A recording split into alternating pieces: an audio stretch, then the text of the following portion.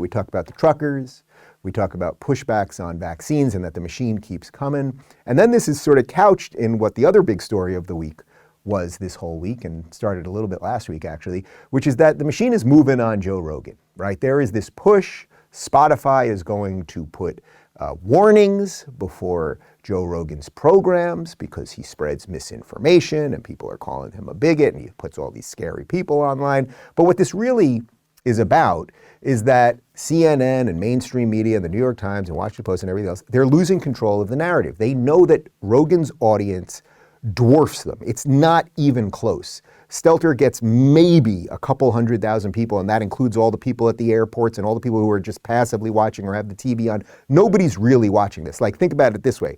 Like, does anyone really care about Brian Stelter, right? If he didn't have the chair on the Sunday morning show, Reliable Sources, which I always tell you is the most ironically named show in television history, it should be called Unreliable Sources, and then it would make a little sense. If he didn't have that chair, right? If they fired him from that show, Stelter has no audience. He has no people that would subscribe to him or watch him or anything else. But the machine puts these sort of half-baked people in. They do their shows. It seems like, oh my God, he's on a show called Reliable Sources, and that's on CNN, and it seems very... Well, the point is that they're losing control. Rogan is bigger than them, and they don't know what to do. So Stelter is very concerned about that. The narrative is, I want to show all kinds of opinions. Which sounds great, but not all opinions are created equal. You think about major newsrooms like CNN that have health departments and desks and operations that work hard on verifying information on COVID-19. And then you have talk show stars like Joe Rogan who just wing it, who make it up as they go along. And because figures like Rogan are trusted by people that don't trust real newsrooms, we have a problem that's much bigger than Spotify, much bigger than any single platform, Kate. But that's what is the heart of this right now. Yeah, but you're right. It is getting at something bigger that isn't going to be solved in one Joe Rogan video or... Why should we trust you, Mr. Potato Head? Why should we trust you at this point? You lied about Donald Trump, very fine people on both sides. You lied about Brett Kavanaugh being a serial rapist. You lied about the Covington kids being racist. You lied about Russia collusion. You lied about Jussie Smollett. The list goes on and on. You hid the Hunter Biden story while you went bananas when Donald Trump Jr. had lunch with someone for 5 minutes on the Upper East Side 5 years ago. You people lie about everything. And just because you have a big newsroom, that doesn't mean that big newsroom is doing something good. That means that you've got an awful lot of liars carefully curating the nonsense that you're pushing out to people.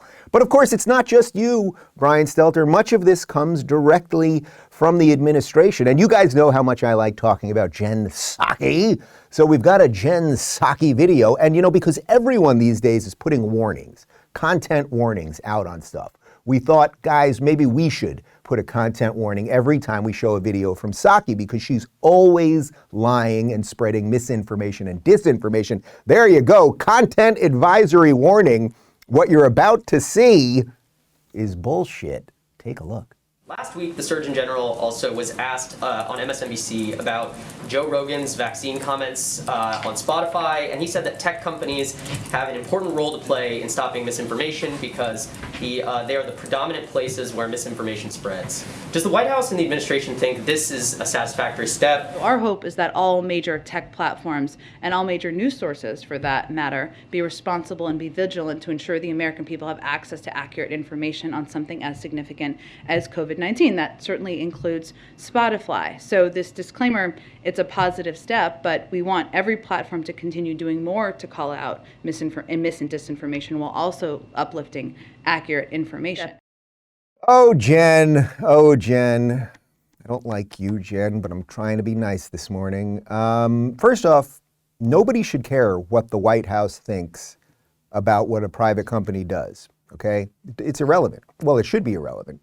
And this is how they push. This is how they get as close as they can to violating the First Amendment without quite violating the First Amendment. And you all know about this, right? We had the Surgeon General who came out and said, that the government should look into a little bit more. We should kind of be thinking about misinformation when it comes to Joe Rogan's podcast. It's like, we're not going to pass a law saying he can't say stuff, but we're going to just think about it. And then think about it this way. You're Joe Rogan, right? You're sitting at home, you're Joe Rogan, you're eating your elk, you're working out, you're doing your thing, you're sitting there with the scary wolf, all of the stuff. And then you open up Twitter and you see that the Surgeon General is thinking about you. And you might, just as an individual, you might go, maybe I won't do that stuff. So there's a certain pressure that they can apply that is as close to violating the First Amendment as they possibly could. And we know, of course, we've shown you the video many times a few months back where Psaki said that the White House flags posts for Facebook. So if you're the guy at Facebook and you're sitting there at your desk and you're doing your thing and you're good and you're a diversity hire and you're just a nice diversity hire and you're trans and you're black and you have one eye and whatever it is, but you're a good worker, and all that stuff. And then you get a message from the White House and they say, we'd really like you to flag this thing. Well, you're going to do it because you're a good diversity hire and you're going to do what you're told because that's what a good American citizen does. This would be an instance of a company, in this case, Facebook's a public company, but getting pressure from the government to impede on speech. We got a big problem here. So what are we going to do about this problem? I think we just got to keep pushing. We all got to find our inner Canadian truck driver right now because Psaki, Rogan's allowed to talk about what he wants to talk about. And Stelter, just because you got a big newsroom doesn't mean it's doing anything good. And I got nothing better to do than stop you guys. So we're just going to keep moving on that.